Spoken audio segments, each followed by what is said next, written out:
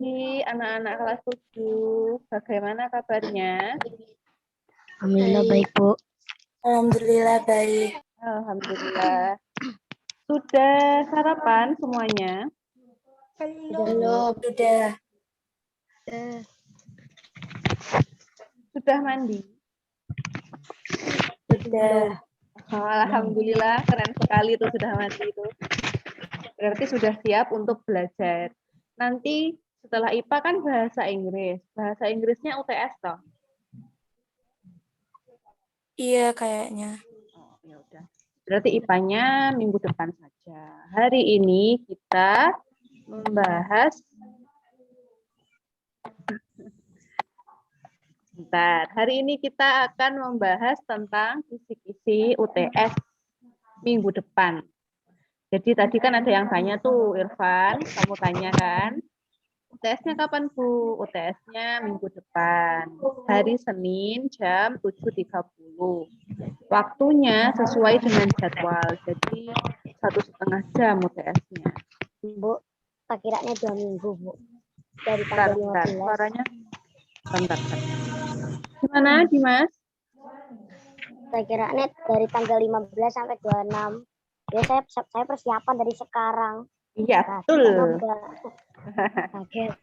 Satu aja setiap hari. Tapi nggak tahu kalau besok ya. Kalau hari ini IPA enggak. Sebelum kita mulai pembahasan, marilah kita berdoa terlebih dahulu. Berdoa mulai. Bismillahirrahmanirrahim. Raditu billahi robba wa bil islami dina wa bi Muhammadin nabiyya wa rasulah. Rabbi zidni ilma warzuqni fahma bi rahmatika ya arhamar rahimin. Amin. Nah, sekarang penjelasan tentang soal-soalnya. Jumlah soalnya ada 30 dan pilihan ganda semua, tidak ada uraian. Soal saya berikan di Google Form seperti biasanya dan dikasih password. Untuk UTS ini, semua siswa bisa mengikuti UTS meskipun ada yang tugasnya belum lengkap. Tapi nanti jangan protes kalau nilainya kosong di rapot PTS-nya. Cuma saya nggak akan menagih kalian. Saya tidak menagih kalian mana tugas-tugas yang belum. Cukup sekali yang kemarin itu. Kalau kalian sudah pernah mengerjakan 1 atau 2 latihan atau tugas dari saya, itu berarti sudah cukup. Kita mulai di yang nomor 1. Nomor 1 sampai nomor berapa ini? Bentar ya. Nomor 1 sampai nomor 14. Jadi soalnya kan ada 30. Nomor 1 sampai 14 itu adalah bab 1, yaitu sistem organisasi kehidupan.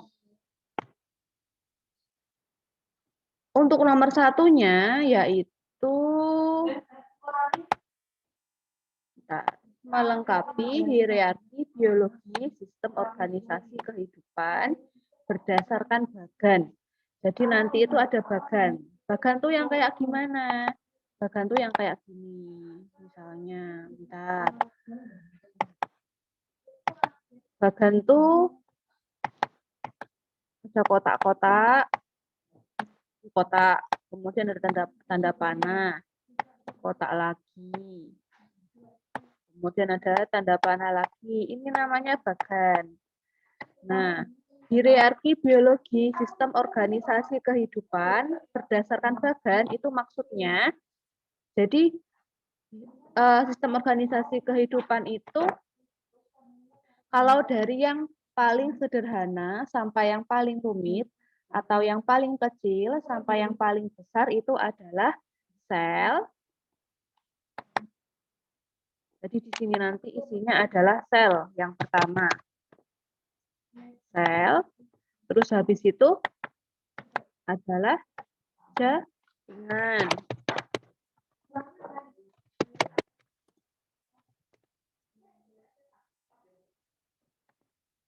Terus habis jaringan jadi organ.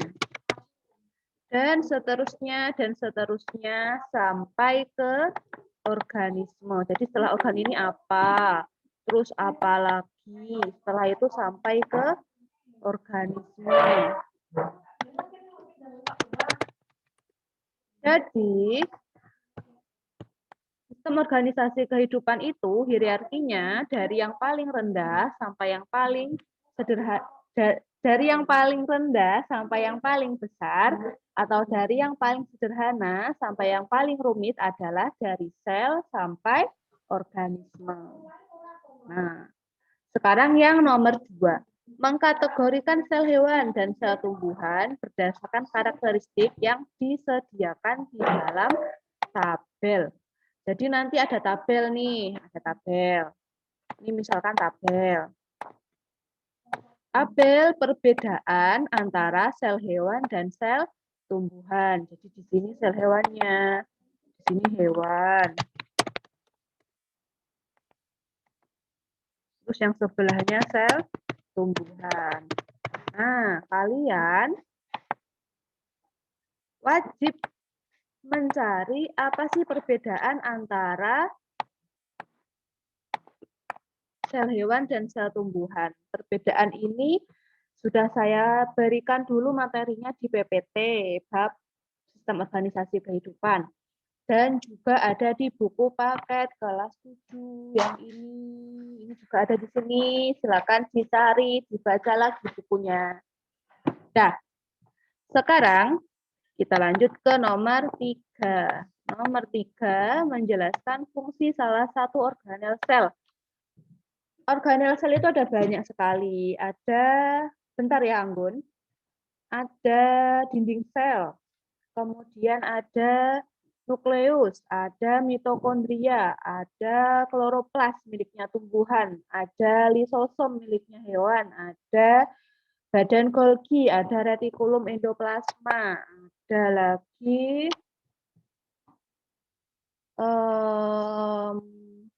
vakuola, dan lain-lain. Nah, itu silakan dipelajari masing-masing fungsinya dan dihafalkan.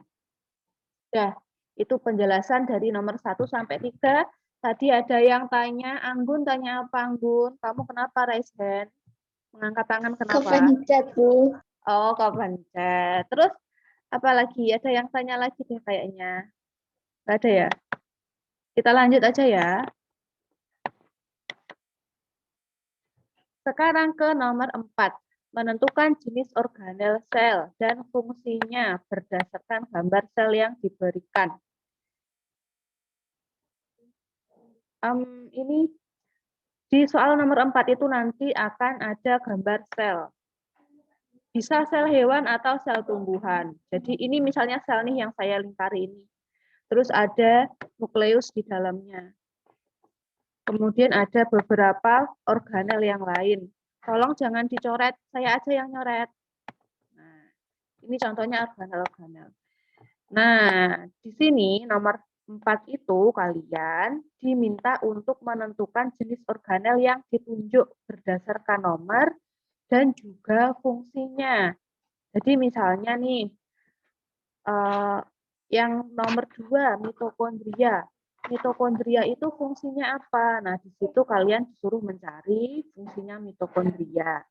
Atau nomor 1, gambar nomor 1 menunjukkan titik-titik yang berfungsi untuk titik-titik. Nah, itu kalian disuruh cari itu. Misalnya nomor 1 nukleus, berarti kalian disuruh mencari fungsi dari nukleus. Nomor 4 ini akan mudah dikerjakan kalau kalian membaca ulang buku paketnya atau PPT yang sudah saya berikan. Kita lanjutkan ke nomor 5. Menjelaskan fungsi salah satu jaringan tumbuhan dan hewan. Nomor 5 ini saya kasih bocoran. Nomor 5 itu adalah salah satu jenis jaringan hewan dan tumbuhan yang sama-sama memiliki fungsi yang sama. Ada satu jenis jaringan tumbuhan dan hewan yang fungsinya itu punya fungsi yang sama, yaitu jaringan epidermis pada tumbuhan dan jaringan epitel pada hewan. Fungsinya apa jaringan epidermis dan jaringan epitel ini? Fungsinya adalah untuk melindungi jaringan yang berada di bawahnya. Jaringan epitel pada hewan itu contohnya adalah kulit. Nah, kulit ini tipanya namanya jaringan epitel. Kalau jaringan epidermis pada tumbuhan itu adalah kulit kayu, kayak gitu-gitu. Yang ada di paling luar dari tumbuhan itu namanya jaringan epidermis. Kalau suara saya kurang jelas ngomong ya. Kita lanjutkan ke nomor 6. Menentukan fungsi jaringan tumbuhan yang terdapat di daun berdasarkan gambar yang ditunjuk. Nomor 6 ini silakan cari di internet kata kuncinya seperti ini. Penampang, melintang, daun. Jadi nomor 6 itu bocorannya adalah penampang, melintang, daun. Nah, di situ nanti ada beberapa jaringan tumbuhan yang akan terlihat. Ada nomor-nomornya. Nomor 1 biasanya epidermis. Kemudian bawahnya epidermis ada jaringan palisade atau jaringan tiang. Bawahnya jaringan tiang ada jaringan bunga karang. Kemudian bawahnya jaringan bunga karang ada stomata. Bawahnya stomata ada jaringan epidermis bawah. Nah, itu silakan cari di internet sekalian dengan fungsi jaringan tumbuhan. Atau bisa juga dipelajari di PPT yang sudah Bu Farida kasih kemarin. Silakan cari sendiri di Google Classroom-nya. Kemudian lanjut kita ke nomor 7. Menjelaskan pengertian dari jaringan. Ingat, kalau pengertian dari jaringan itu berarti kalian harus cari sendiri di buku paket.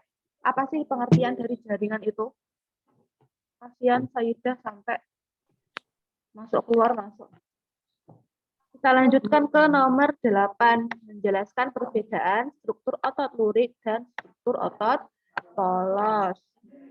Apa tuh otot lurik dan otot polos? Kalau kalian sudah lupa, otot lurik adalah nama lain dari daging yang biasanya kalian sebut itu. Kemudian kalau otot polos itu adalah otot atau bagian tubuh yang menyusun sistem pencernaan kalian. Jadi kalau otot lurik itu menyusun daging yang melekat di rangka. Kayak gini, di dalamnya yang empuk ini, itu otot lurik. Tapi kalau otot polos itu otot yang menyusun sistem pencernaan. Bagaimana perbedaan strukturnya? Struktur otot lurik itu terdapat garis gelap dan terang. Jadi struktur otot lurik itu terdapat garis gelap dan terang di dalam selnya. Dan memiliki satu, salah. Iya benar. Bentar. Dan memiliki beberapa inti sel. Kalau otot polos itu strukturnya berbentuk gelendong, tidak memiliki garis gelap dan terang, dan hanya punya satu nukleus atau satu inti sel. Penjelasan nomor 8 sudah, kita lanjut ke nomor 9. Menganalisis salah satu jaringan tumbuhan berdasarkan gambar dan ilustrasi yang diberikan. Jadi nanti itu ada jaringan tumbuhan yang digambar. Nah, kalian disuruh menganalisis apa fungsi dari jaringan itu, kayak gitu. Ini silakan dipelajari di PPT yang sudah Bu Farida kasih kemarin. Bisa juga dipelajari di buku paket. Sekarang kita ke nomor 10. Menentukan jenis jaringan berdasarkan fungsi dan gambar yang diberikan. Ini mirip sama nomor 9. Kemudian kita ke nomor 11. Menentukan pasangan yang tepat antara organ dan fungsinya. Organ yang dimaksud ini adalah organ hewan. Organ hewan itu ada banyak sekali. Misalnya paru-paru, jantung, mata, kulit. Waalaikumsalam. Kemudian ada lagi jaringan saraf. Itu jaringan ya, bukan organ. Otak, kemudian ginjal, kemudian lambung, usus. Nah, itu silakan kalian cari nama-nama organnya dan juga fungsinya. Sekali lagi sudah ada di PPT yang saya berikan kemarin. Kita lanjutkan ke bawah.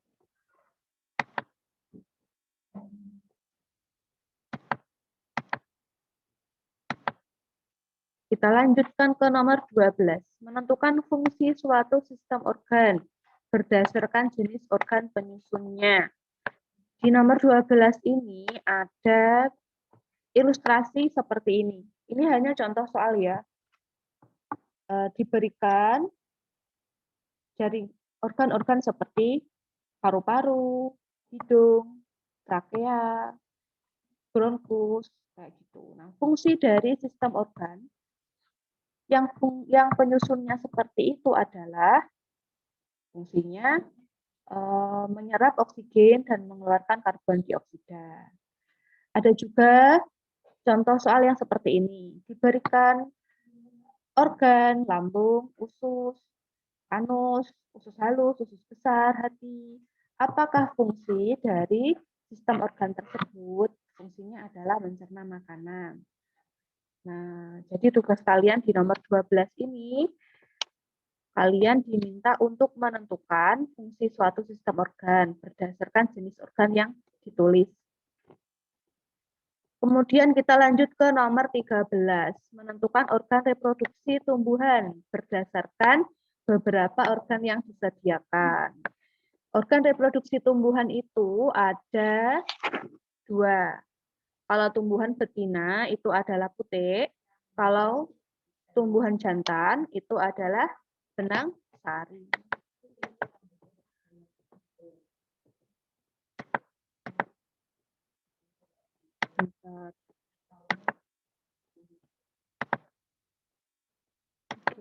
Kita lanjutkan ke nomor selanjutnya.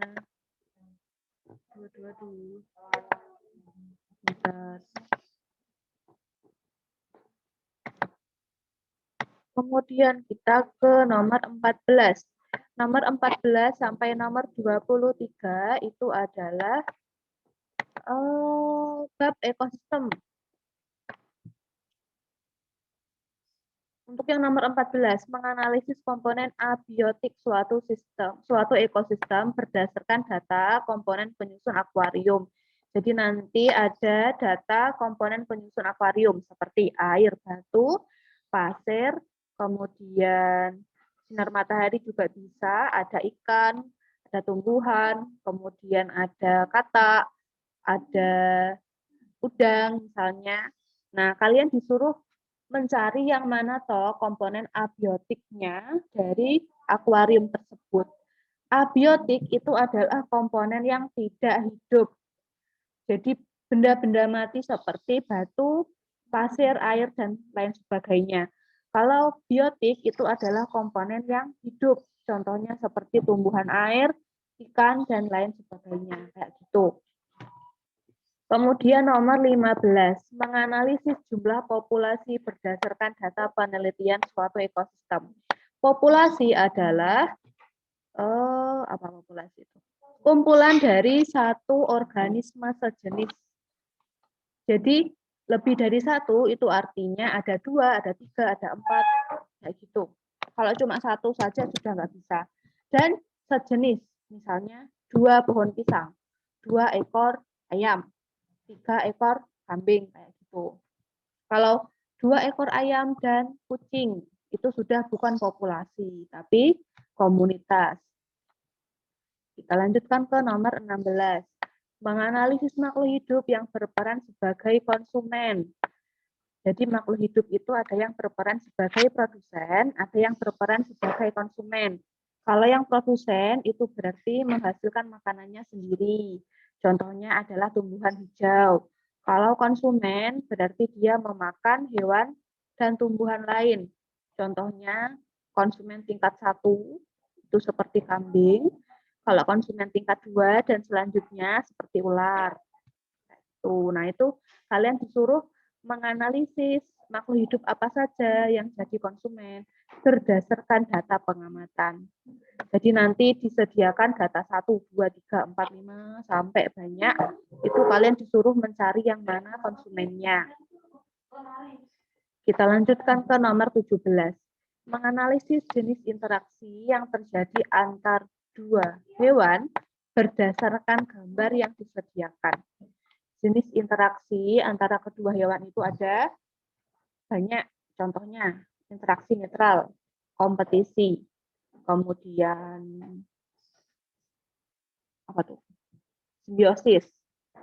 Simbiosis ada mutualisme, komensalisme, parasitisme.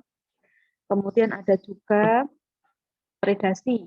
Itu silakan dipelajari bagaimana perbedaannya. Kemudian nomor 18, menganalisis jenis interaksi yang sama berdasarkan gambar yang disediakan. Jadi nanti ada gambar interaksi. Misalnya interaksinya simbiosis mutualisme, kerbau dan burung jalak. Nah, itu nanti kalian disuruh mencontohkan mana interaksi yang sama dengan gambar kerbau dan burung jalak itu. Kemudian nomor 19, menganalisis interaksi makhluk hidup dan lingkungannya berdasarkan ilustrasi yang diberikan. Interaksi makhluk hidup dengan lingkungannya disebut dengan ekosistem. Kita lanjut ke nomor 20. Menentukan jenis komponen biotik. Nomor 21 maksudnya.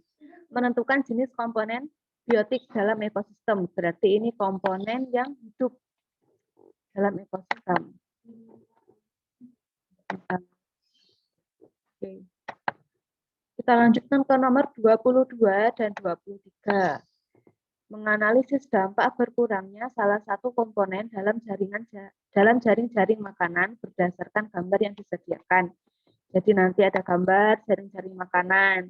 Kalian diminta menganalisis bagaimana dampaknya jika salah satu komponennya berkurang. Misalnya kalau dalam ekosistem laut, bagaimana kalau ikan kecilnya berkurang, apa yang berdampak pada hal tersebut. Misalnya nih, ikan besarnya jadi kekurangan makanan. Kemudian nomor 24, menganalisis jenis makhluk hidup yang sesuai untuk menempati bagian yang kosong dalam jaring-jaring makanan. Jadi nanti ada rantai makanan atau jaring-jaring makanan yang kosong, yang tidak ada makhluk hidupnya di situ. Nah, kalian diminta untuk mengisinya sesuai dengan sesuai dengan perannya makhluk hidup tersebut. Selanjutnya, nomor 25, menentukan komponen piramida makanan yang tepat. Ini piramida makanan ini sudah pernah kalian pelajari dan sudah pernah kalian buat juga. Itu silakan dipelajari lagi. Yang terakhir, bab terakhir adalah tentang pencemaran lingkungan. Pencemaran lingkungan ada 5 soal. Ini silakan dipelajari tentang pencemaran lingkungan. Materinya sudah saya share kemarin atau minggu lalu, juga sudah pernah kalian kerjakan latihan soalnya, silakan dipelajari lagi. Untuk nomor 26, menentukan peristiwa yang mengakibatkan penurunan populasi dalam ekosistem. Waktunya kurang 10 menit. Kemudian nomor 27, menganalisis usaha yang tepat untuk dilakukan untuk mencegah pencemaran air. Bagaimana usahanya? Yang nomor 28, menjelaskan mengapa plastik dan minuman kaleng, maksudnya mengapa plastik dan kaleng minuman bersoda bisa menimbulkan pencemaran tanah. Alasannya kenapa? Karena mereka tidak bisa dibusukkan oleh makhluk hidup. Jadi plastik-plastik itu tidak bisa membusuk. Makanya menimbulkan pencemaran tanah karena tanahnya akan kotor dalam kurun waktu yang sangat lama.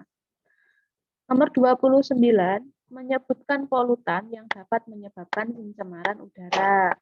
Ini juga ada di PPT kemarin. Kemudian nomor 30 atau yang terakhir, menentukan perilaku yang dapat membantu terbinanya lingkungan hidup. Sudah. Itu tadi adalah penjelasan kisi-kisi yang maksudnya penjelasan kisi-kisi UTS minggu depan.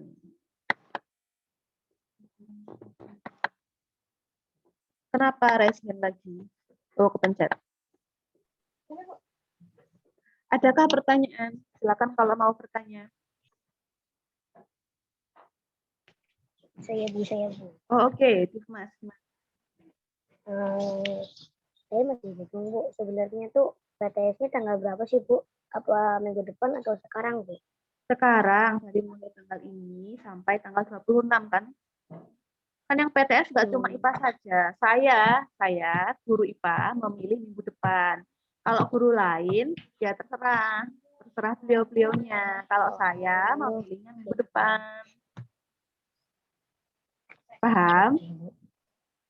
Iya. Iya. Oke, ada pertanyaan lagi?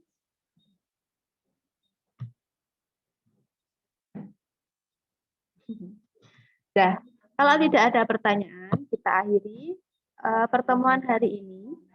Nanti video ini akan saya